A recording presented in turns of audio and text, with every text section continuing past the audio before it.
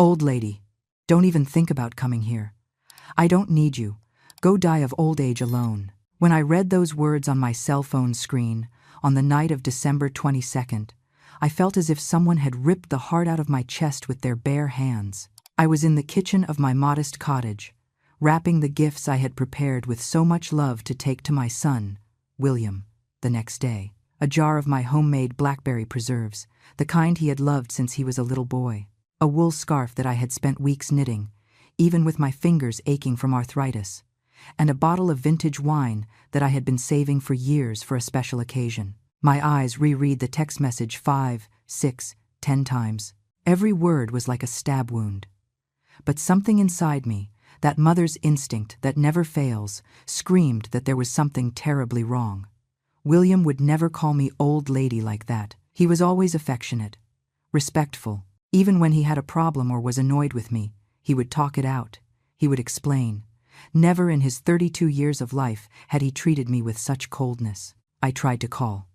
The first time, it went straight to voicemail. The second time, too. My heart began to race, not from emotional pain, but from pure fear. Something was wrong, very wrong. I called Natalie, my daughter-in-law. The phone rang for a long time before she picked up. When I finally heard her voice, I sensed immediately that something was not right. "Hello, Eleanor," she said, and her voice trembled in a strange way. It wasn't the cheerful and chatty Natalie I knew. It was a tense, frightened voice. "Natalie? Honey, is everything okay? William sent me a strange text saying not to come over tomorrow." There was a pause that lasted too long. I heard heavy breathing on the other end, as if she were trying to control tears or panic. "Him? He's asleep right now, Eleanor. He had a rough day at the office. I think it's best if you don't come. He's very tired and—" "Natalie, what is going on?" I interrupted her, feeling fear tighten my throat. "Where are you two? Why does your voice sound like that?" "We are at the house. Everything is normal. It's just that—" "Ow! Excuse me, Eleanor. It's really loud here. There's a party at the neighbor's house and—" But I didn't hear any party. What I heard, very faintly behind her voice, was music that made my blood run cold. It was that heavy, aggressive hip-hop, full of profanity and violence, that William always hated. He would never allow that kind of music in his home. And then I heard something else. A male voice, raspy and aggressive, saying, "Turn that crap off. Tell that bitch to get lost." And the call cut off. I stood there, holding the phone so tightly that my knuckles turned white. 70 years of life had taught me to trust my gut. And in that moment, every fiber of my being screamed that my son was in danger. Some neighbors who walked by the window and saw me looking stunned tried to console me. "Oh, Eleanor, let it go. Kids grow up and sometimes they get ungrateful. That's just life." But I didn't believe them. I couldn't believe it. The boy who cried when I hurt my arm at the butcher shop and insisted on taking care of me for a whole week. The man who promised, at his father's grave, that he would always take care of me. That man would not write those cruel words. I looked at the gifts on the table. I looked at my old, trembling hands. I looked at the clock on the wall, marking almost midnight. And I made a decision. If I was wrong, if William really didn't want to see me, I would go back home and keep my pain to myself. But if I was right, if something bad was happening to my son, I would never forgive myself for not going. I went to my bedroom and opened the drawer of the dresser where I keep my important things. Way in the back, wrapped in an old rag, was the hunting knife that had belonged to my husband. It was an antique piece, with a carved wooden handle, the blade still sharp even after all these years. I took it and put it at the bottom of my purse. I am not a violent woman. I spent my entire life caring for people, healing wounds, not causing them. But that night, if someone had hurt my son, they would discover that a mother protecting her young is the most dangerous creature in this world. I put on my warmest coat, grabbed my purse, and left the gifts behind. I wasn't going to a Christmas dinner. I was going to rescue my son. But before we continue, check if you are already subscribed to the channel and write in the comments where you are watching this video from. We love knowing how far our stories are reaching. The bus terminal was almost empty at that time of night, just a few passengers dozing on the hard benches, waiting for buses that would leave in the early morning hours. I bought a ticket for Chicago, the city where William lived, 2 hours away. The next bus would leave in 40 minutes. I sat in a corner, clutching my purse against my chest, and tried to think clearly. What could be happening? William had a good life, a stable job as an engineer at a respected firm, a beautiful house that he and Natalie had bought 3 years ago, a marriage that seemed happy, or at least, that's what I thought. But in recent months I noticed that something had changed. William was more distant in our weekly phone calls, less talkative.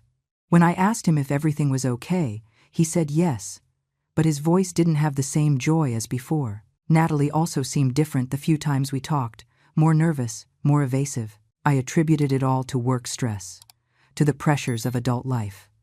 I never imagined it could be something more serious, something dangerous. The bus finally arrived. I climbed the steps with difficulty, my old legs protesting against the rush and fatigue. I found a seat in the back and settled in by the window. The night outside was pitch black, just a few occasional lights from isolated houses flickering in the darkness as the bus moved down the highway. I closed my eyes, but I couldn't sleep. My mind kept replaying every detail of the call with Natalie, that aggressive male voice in the background. Who was it? Why was he in my son's house? And why was Natalie so scared? I thought about her brother, Jackson. William had told me, months ago, about the problems Jackson was causing. Mixed up with the wrong crowd, always asking to borrow money, showing up at the house drunk. William had forbidden Jackson from entering his home after a nasty fight where Jackson had stolen some valuables to sell for drugs. Could it be him? Had Jackson come back? And if so, what would he be doing there? The fear grew inside me like a living, pulsing thing. I squeezed my purse tighter, feeling the outline of the knife through the fabric. I didn't know exactly what I would find when I got there, but I knew I needed to be prepared for anything. The 2 hours of travel seemed like an eternity. When we finally arrived at the bus depot in downtown Chicago, it was already past 2 in the morning. I got off the bus, feeling the biting cold of the early morning penetrate my bones. My old body ached, but I ignored the pain. There were more important things at stake. I hailed a cab to the suburb where William lived. The driver, a middle-aged man with a sleepy face, tried to make small talk, but I barely answered. I was too focused on what was to come, on what I might find. When we got close to William Street, I asked the driver to stop about 3 blocks away. I didn't want to draw attention by arriving in a taxi right in front of the house. I paid the fare and got out, feeling my legs tremble, not from cold or fatigue, but from pure fear and determination. I walked slowly down the silent street. It was a quiet residential area, nice houses with well-kept lawns. Some still had Christmas lights twinkling, creating a festive atmosphere that contrasted cruelly with the terror I felt in my chest. William's house was in the middle of the block. When I saw it, my heart almost stopped. All the lights were out, the curtains drawn. But what scared me the most was the vehicle parked out front. It wasn't William's silver sedan. It was a black SUV, old and dented, with tinted windows, and there was another car behind it, equally suspicious. I hid behind a large tree on the sidewalk across the street and watched. The house was completely dark and silent, too silent. The neighbor's house next door had Christmas lights blinking cheerfully. The other one had a lit-up Santa Claus in the yard. But my son's house seemed dead, as if it were abandoned. But I knew it wasn't empty. Those strange cars parked there were proof of that. I waited about 15 minutes, just watching, trying to understand the situation. My body was shaking, not just from the cold, but from the fear of the unknown. What was happening inside? Where was William? And Natalie? Finally, I gathered my courage and crossed the street. I walked slowly, trying to make as little noise as possible. When I got close to the living room window, I tried to peek through a crack in the curtains. At first, I didn't see anything, but then my eyes adjusted to the darkness and I could make out shapes inside. There were people in the living room, at least 3 or 4. They were sitting down, seeming to be talking, but I couldn't hear what they were saying. Where was William? I decided to go around the house. I had to find a way in, an open window, some way to find out what was going on. The side gate that led to the backyard was ajar. I pushed it slowly, praying it wouldn't make a noise. It creaked a little, but not enough to alert anyone inside. The backyard was just as dark as the front of the house. There was a small shed in the corner where William kept tools and gardening equipment. The back windows of the house also had the curtains drawn, but one of them had a small gap. I approached carefully and put my eye to the opening. What I saw made my blood run cold. In the kitchen, under a dim light, were Natalie and a man I recognized as Jackson, her brother. But Jackson looked different from what I remembered, thinner, with a gaunt face, sunken and red eyes. He had new tattoos on his arms and neck, and there was a gun on the kitchen table, right next to a bottle of liquor. Natalie was leaning against the sink, arms crossed, crying silently. Jackson was gesturing aggressively, saying something I couldn't hear through the glass. He pointed at her, then toward the living room, clearly nervous and agitated. But what scared me the most was noticing that William wasn't there. He wasn't in the kitchen. I didn't see his shadow anywhere. Where was my son? Suddenly, Jackson grabbed the gun from the table. Natalie jumped in fright and covered her mouth with her hands, stifling a scream. He didn't point it at her, but he waved the gun in the air while he spoke, as if he were making threats. My heart beat so hard I feared they might hear it. I backed away from the window and leaned against the wall of the house, trying to think. I needed to find William. I needed to know if he was okay, and I needed to do it without being seen, without alerting Jackson and whoever else was inside. I looked toward the shed window in the yard. It was locked with a large, new padlock. Strange. William never locked the shed with a padlock. He always said there was nothing of value inside, just old tools and flower pots. Why lock it now? And why with such a big lock? I approached slowly, stepping on the wet grass that muffled my steps. When I got close to the shed, I heard something that made every muscle in my body tense up. A moan. Low, stifled, but unmistakable. It was coming from inside the shed. I pressed my ear against the old wooden door. I listened again. It was definitely a moan of pain. And then, so softly I almost didn't hear it, a voice whispered, "Please, water." I recognized that voice instantly. Even hoarse, even broken by pain, it was my son's voice. "William," I whispered, pressing my mouth against the crack in the door. "William, it's me. It's Mom." There was silence on the other side.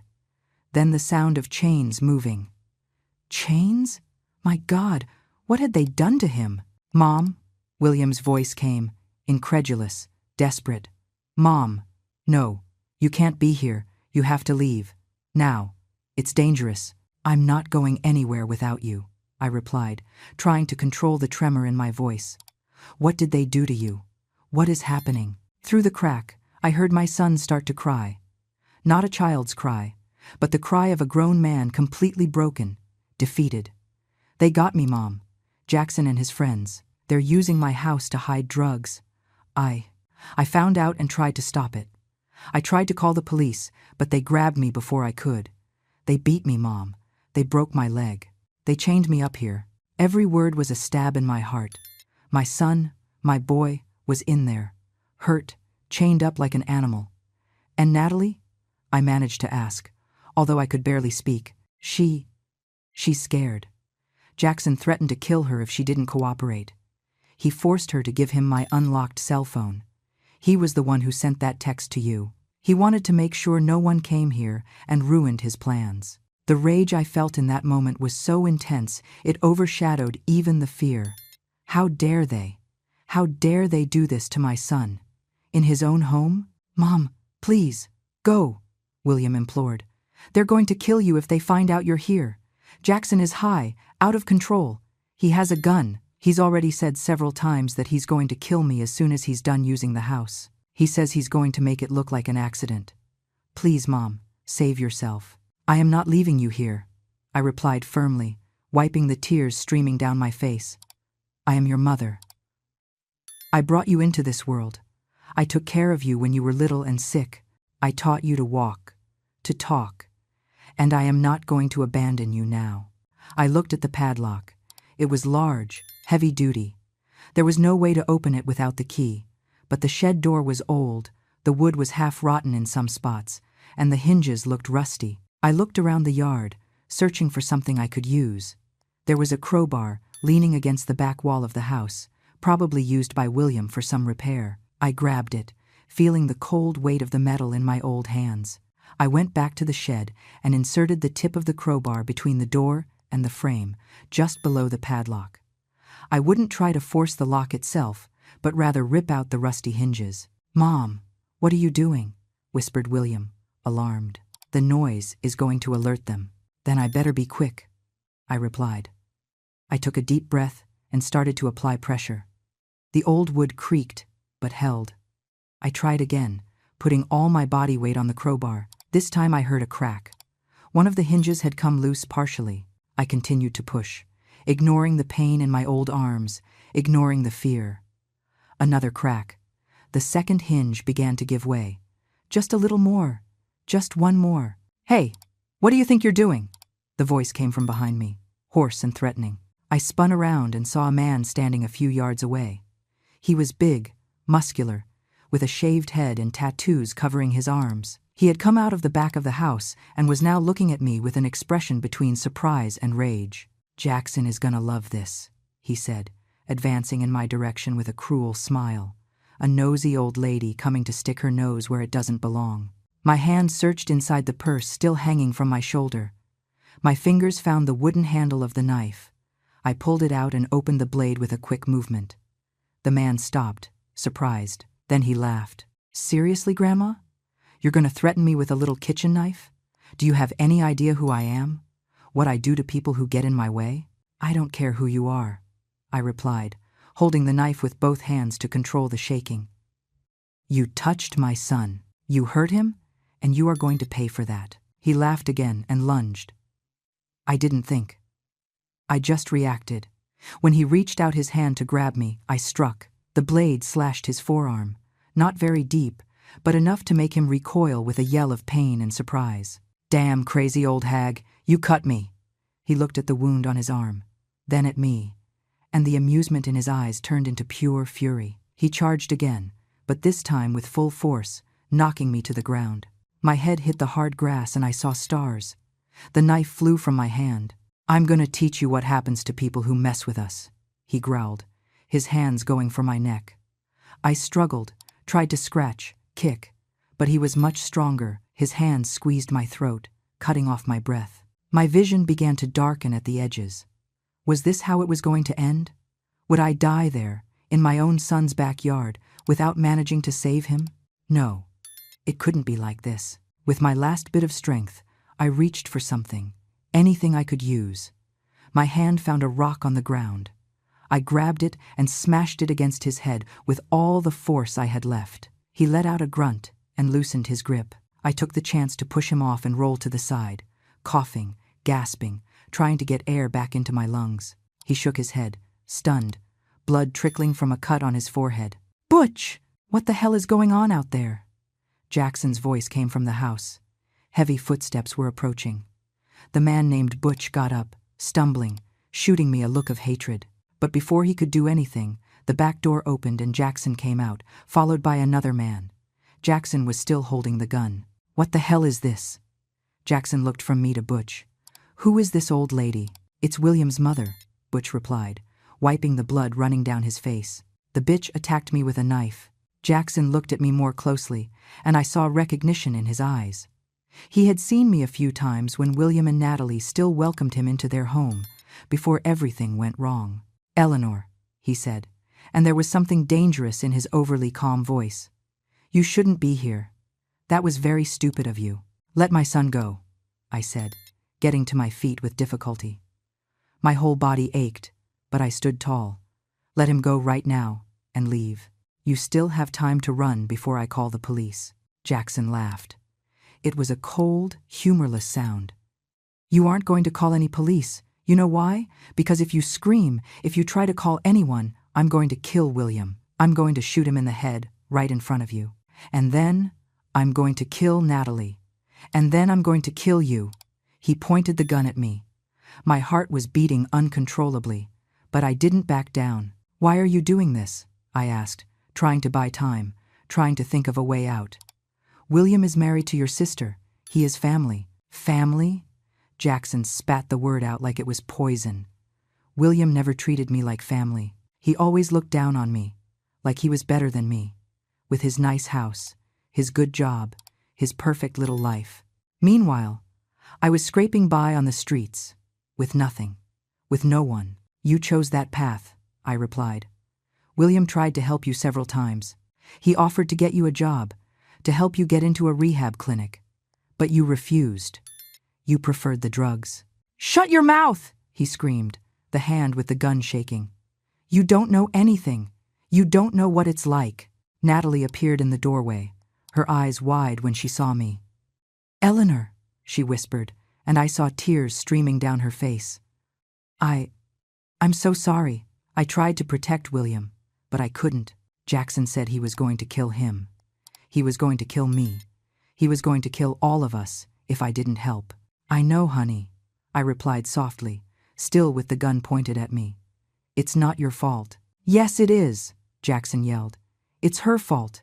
If she had kept her mouth shut, if she had helped me from the start, none of this would have happened. But no, she had to be crying, begging for me to let William go, as if I was just going to release the idiot after he saw me with the merchandise.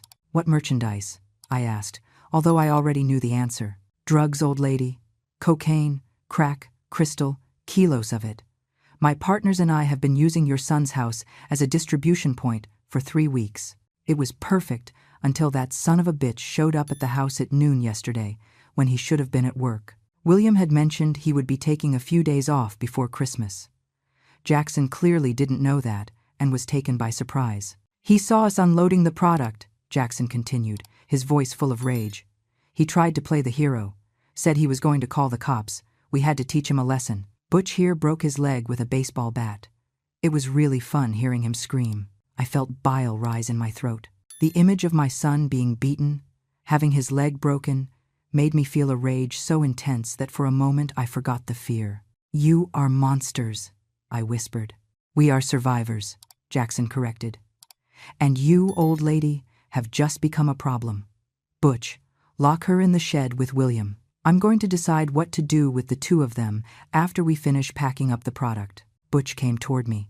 I thought about fighting again, but I saw it was useless. There were 3 men, all stronger than me, and one of them was armed. If I fought now, I would be killed instantly, and then there would be no one to help William.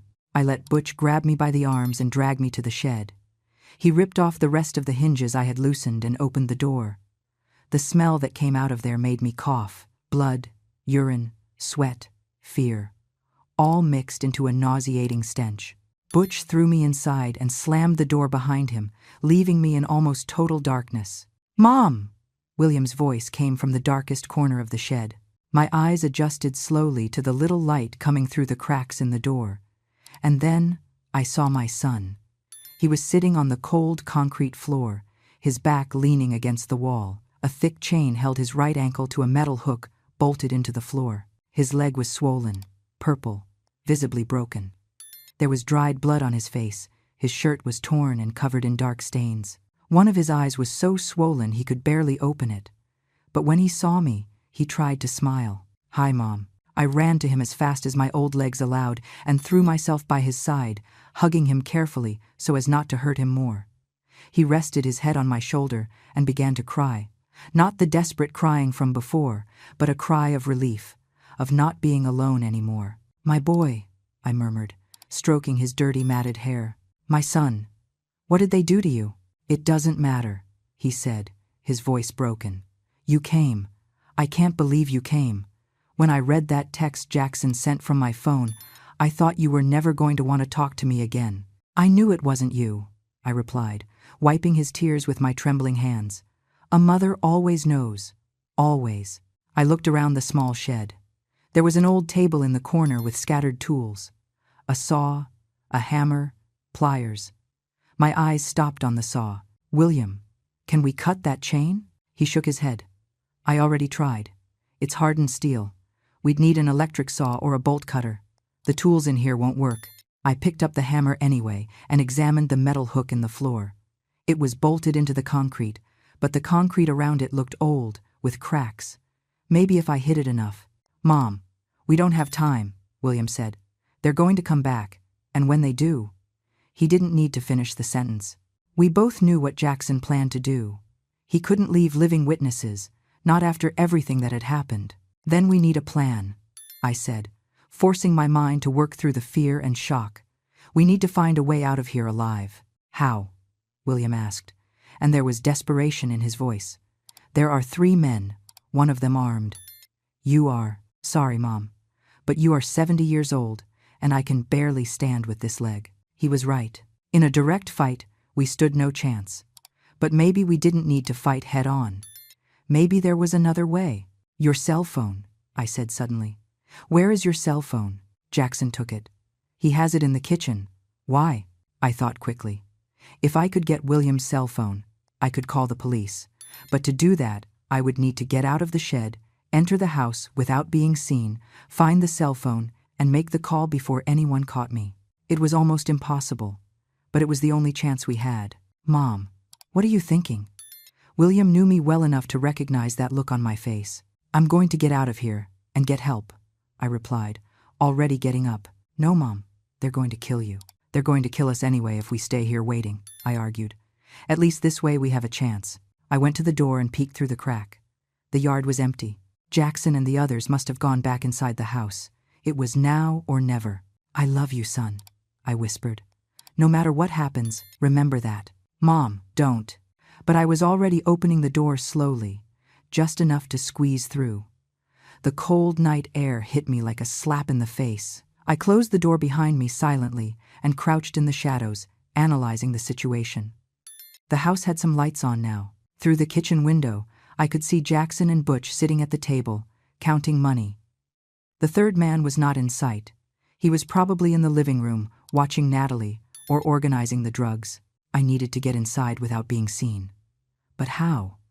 I remembered that William had installed a cat door in the back door of the laundry room, even though they didn't have a cat. Natalie wanted to adopt one, but they never got around to it. Was the little door still there? I moved slowly along the side of the house, staying in the shadows until I reached the laundry room door. And yes, there was the little door, small, but maybe big enough for me to pass through. I had to try. I knelt on the cold ground and pushed the cat flap slowly. It opened with a slight squeak that made me freeze, my heart pounding. I waited, listening. No alarm sound, no one coming to investigate. I pushed my body through the narrow opening. It was difficult. My old bones protesting, my muscles screaming with the effort. I got stuck halfway for a terrible moment, but I managed to wiggle and squeeze through. I was inside. The laundry room was dark and silent. I moved like a ghost to the door that led to the hallway. Through it, I could hear voices coming from the kitchen. Let's finish this soon, Jackson was saying. It's already too risky if someone notices William didn't show up for work after the holidays. We're going to make it look like an accident, replied Butch's voice. House fire. His body and the old lady's burned too badly for clear identification. We'll say they were cooking something, and it all went to hell. And Natalie?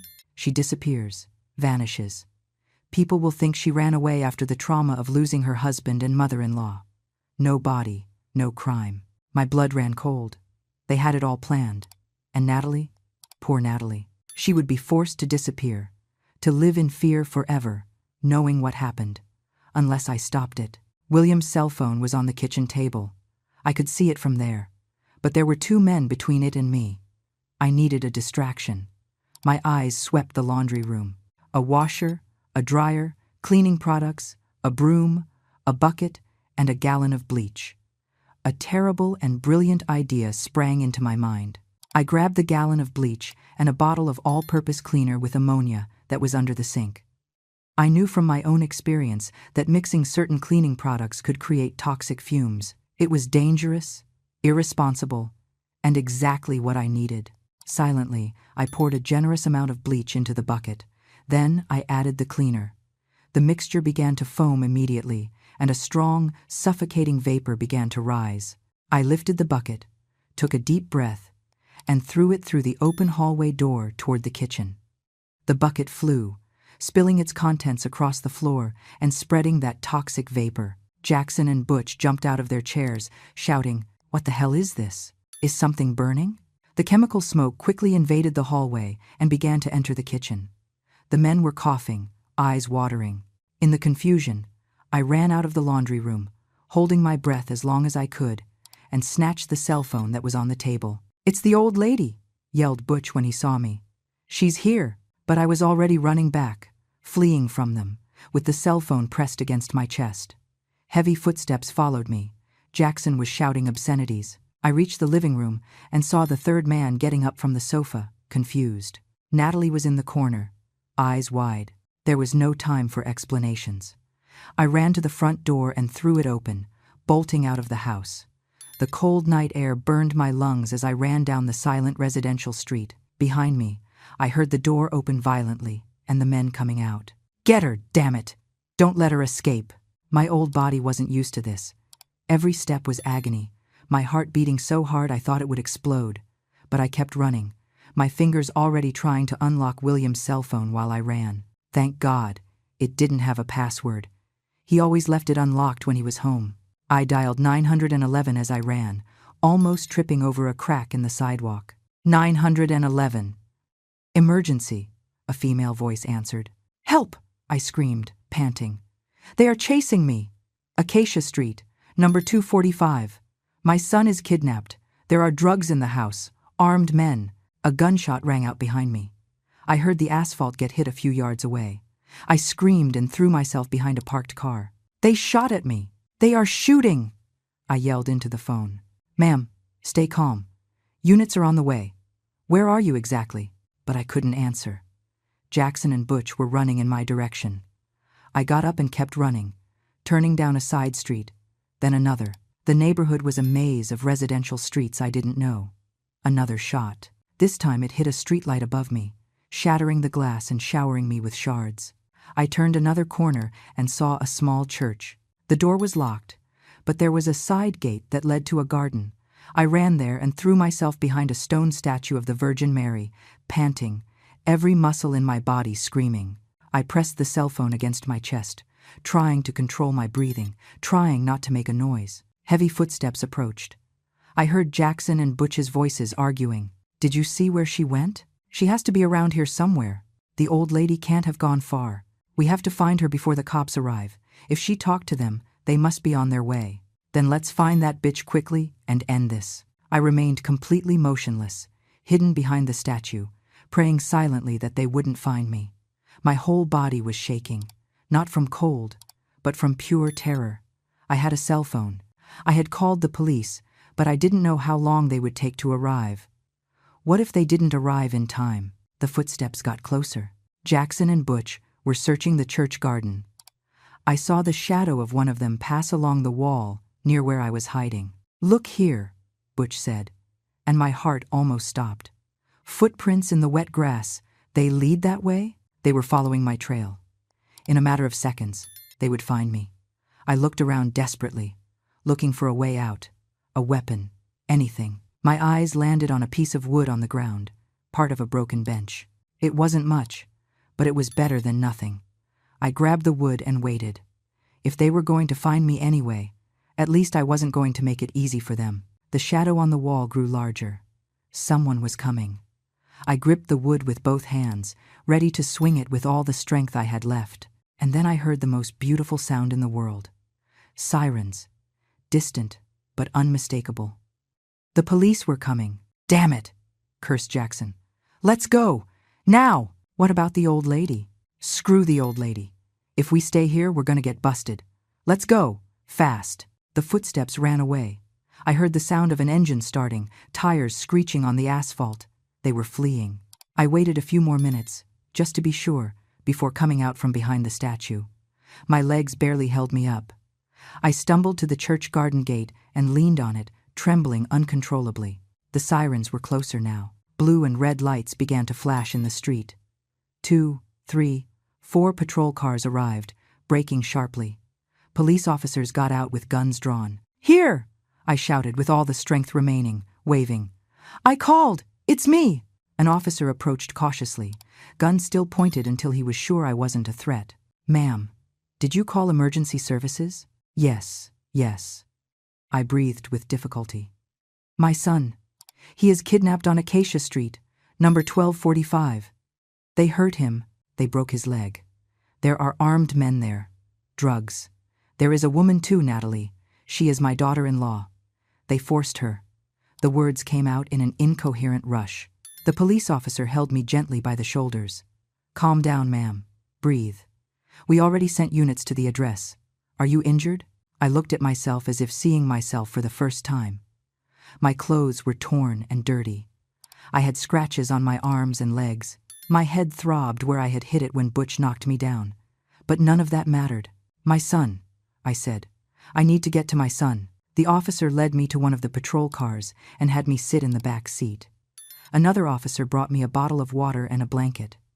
I drank greedily, realizing how dehydrated I was. My whole body ached. But my mind was focused on only one thing. William, we are going to take you to the hospital to be examined, the officer said. No, I replied firmly. First, I want to see my son. I need to know he is okay.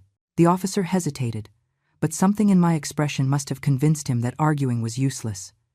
He spoke something into the radio and then said, All right, I'm going to take you there, but you need to promise you'll let the paramedics examine you afterwards. I agreed, and he drove to William's house. When we arrived, there were at least 6 patrol cars blocking the street. Armed police had surrounded the house, but it seemed there was no one left inside.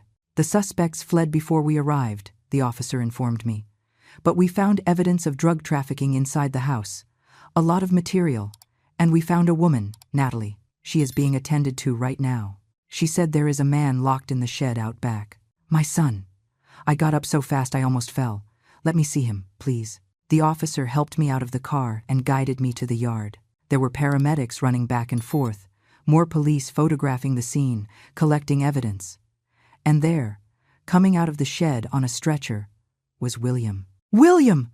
I screamed, running toward him as fast as my old legs allowed. He turned his head and saw me. His swollen face lit up. Mom! The paramedics stopped the stretcher so I could get close. I took William's hand, squeezing it tight. He was alive, hurt, suffering, but alive. Is the lady his mother?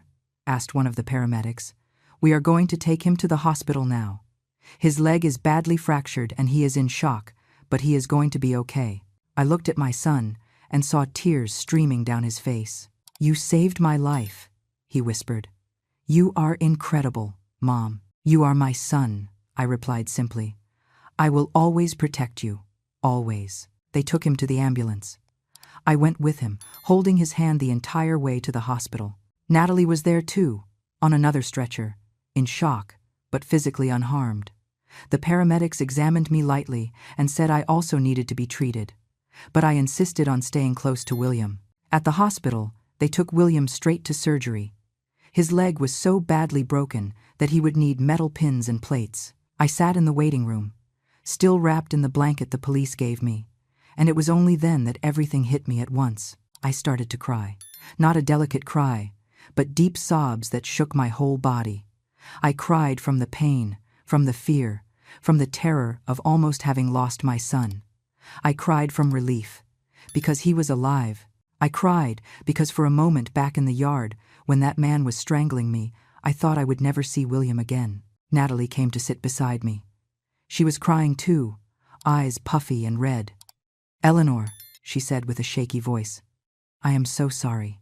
I should have been stronger. I should have protected him better. But I was so scared. I know, honey, I replied, pulling her into a hug. You were a victim in all this too. Don't blame yourself. But I cooperated. I let Jackson use our house. I let him hurt William. What kind of wife does that? A wife who was threatened with death, I said firmly. You did what you needed to do to survive, and you didn't let William die. You kept him alive until I arrived. She sobbed on my shoulder. 2 broken women, hugging, waiting for news of the man we both loved. Hours later, a doctor finally came out of the surgery room. I got up so fast I got dizzy. How is he? The surgery was successful, the doctor said with a small smile. We placed pins and plates in the leg. He is going to need intensive physical therapy and will likely have a slight limp for the rest of his life, but he will be able to walk normally. Considering the severity of the fracture, he was lucky. Lucky. I wouldn't call it luck. I would call it a miracle. Can I see him? He is still in recovery, but shortly we are going to take him to a room. You can see him there." I waited another hour, which seemed like an eternity, before finally being taken to William's room. He was awake, despite the strong painkillers, and smiled when he saw me enter. "Hi, Mom." "Hi, my love," I replied, sitting in the chair next to the bed and taking his hand. "How do you feel?" "Like I got hit by a truck," he said with a weak laugh. "But alive thanks to you." "You scared me a lot," I admitted.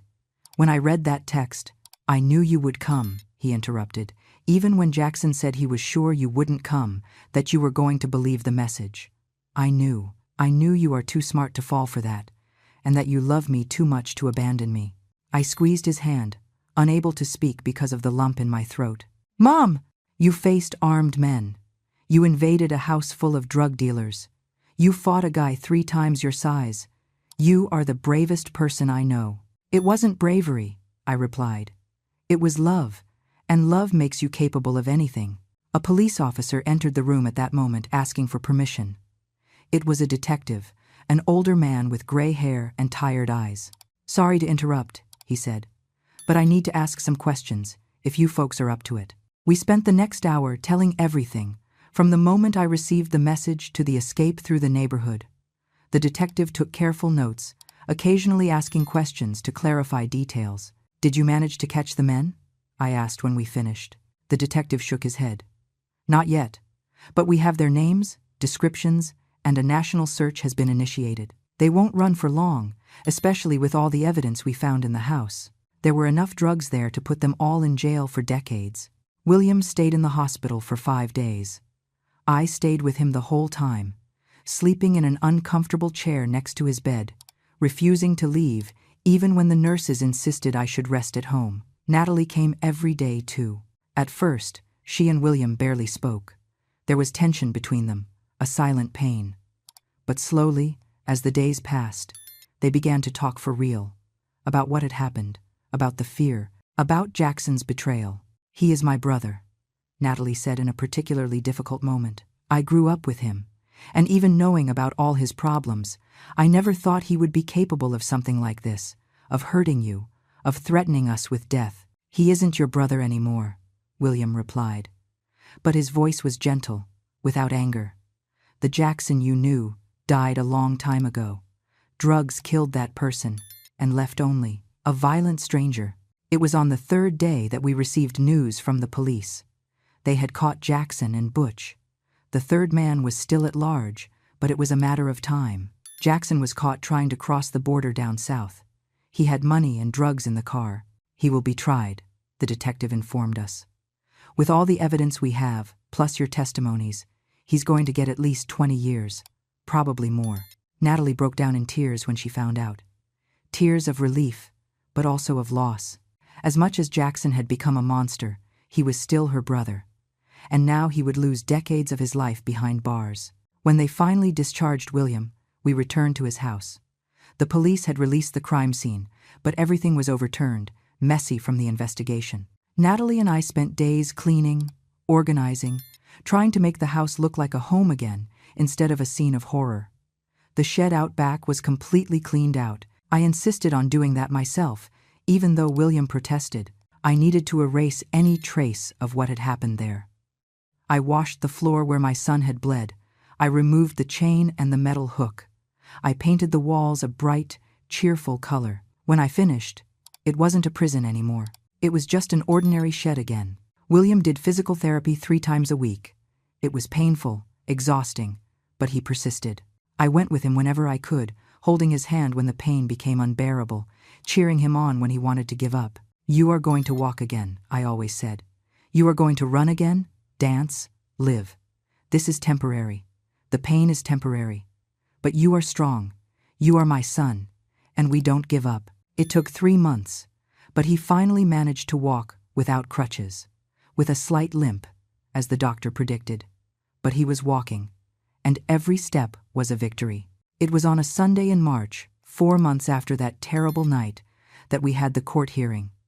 William, Natalie, and I sat on the victim's bench while Jackson and Butch were brought in handcuffed. Jackson was unrecognizable, too thin, with deep dark circles, eyes empty. When his gaze met mine, I didn't see remorse. I only saw anger. Anger at having been caught. Anger at having lost. The trial was quick. With all the evidence against them, the drugs found in the house, the testimonies, the footage from neighborhood security cameras showing the suspects fleeing, there was no possible defense. Jackson was sentenced to 25 years in prison. Butch got 30 years for attempted homicide against me and drug trafficking. The third man, whenever he was captured, would face similar charges. When the judge banged the gavel, announcing the sentences, I felt an immense weight being lifted from my shoulders. Justice had been done. My son was safe. We were all safe. Natalie cried throughout the sentencing. Afterward, in the courthouse hallway, she approached her parents, who had come to support her, horrified by what their son had done. "Do you want to see him?" asked her mother. "Before they take him away?" Natalie looked at William. He nodded his head. "Go. Say what you need to say. I'll be here when you get back." Natalie went, escorted by guards, to the room where Jackson was waiting to be transported back to prison. I don't know what she said to him. She never told, but when she returned, her eyes were red, but also at peace, as if she had closed a chapter. That night, the three of us, William, Natalie, and I, sat at the dining table in their house. I had made William's favorite stew, the same one I used to make when he was a kid and was sick or sad. "Thanks, Mom," said William, his hand finding mine across the table. "For everything. For not believing that text. For coming to find me. For risking your life to save me." "You are my son," I replied, as I had said so many times. "I will always protect you, no matter what, no matter when, no matter from whom." Natalie wiped a tear from her face. "Eleanor, I want to say thank you too. You saved William, but you also saved me. If you hadn't shown up, if you hadn't called the police, I don't know what would have happened to us. We are family," I said simply. "And family protects each other." We ate in a comfortable silence, but it was a different silence from the heavy and terrifying silence of that terrible night. It was a silence of peace, of safety, of love. Months passed. Spring gave way to summer, and then to autumn. William returned to work, although on a reduced schedule at first. His limp diminished with continuous physical therapy until it was barely noticeable. Natalie changed jobs. The old one reminded her too much of her brother, of the whole tragedy. At the new job, she blossomed. She made new friends. She started therapy to deal with the trauma. Slowly, the cheerful woman she used to be began to return. I went back to my cottage, but I visited William and Natalie every week. Sometimes I stayed the whole weekend. We cooked together, watched movies. We simply lived. We appreciated every peaceful moment after having been so close to losing them. It was in December, almost a year after that horrible night, that William called me. "Mom, this year Christmas is going to be different," he said. "This year we are going to do it right. You are coming here on Christmas Eve and you are staying with us until after New Year's. No excuses. But don't you two want privacy? Mom, you are part of our family.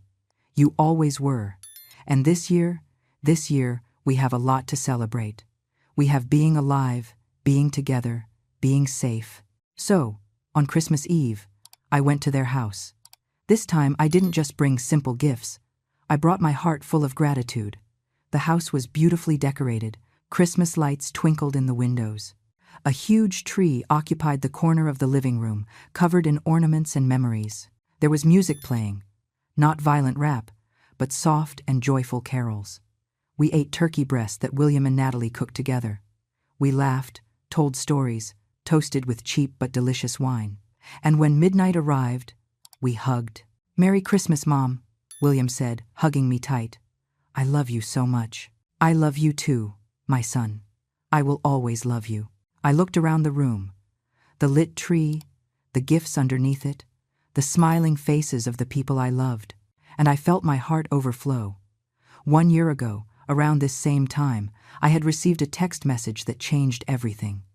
A cruel, false message, but one that ended up leading me to save my son. And now, a year later, we were here. Scars, yes. Trauma, for sure. But alive, together, a family. People say that maternal instinct is the most powerful force in the world.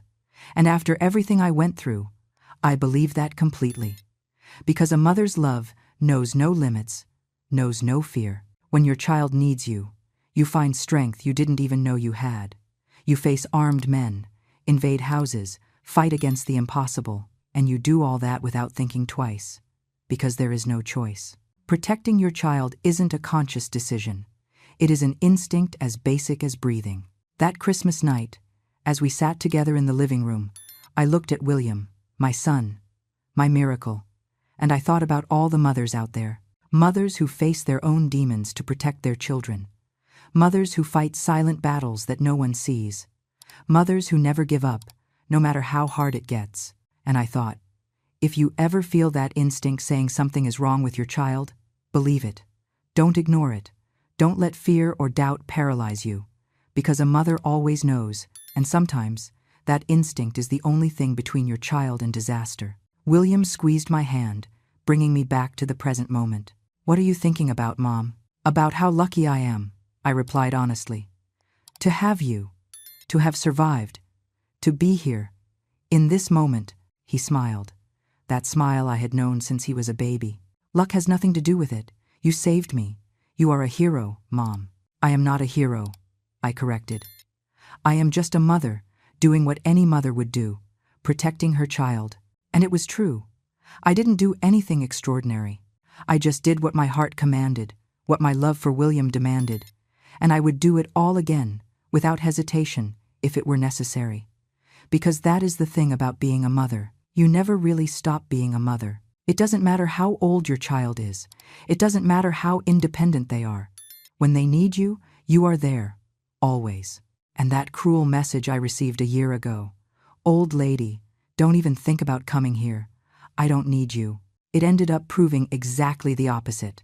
My son needed me more than ever, and I showed up. I fought, I won, because that is what mothers do. We show up, always. Now, if you like this story, click subscribe and tell me in the comments which part left you with your mouth open. Oh, and don't forget to become a member to get access to exclusive videos that I don't upload here. I'll see you there.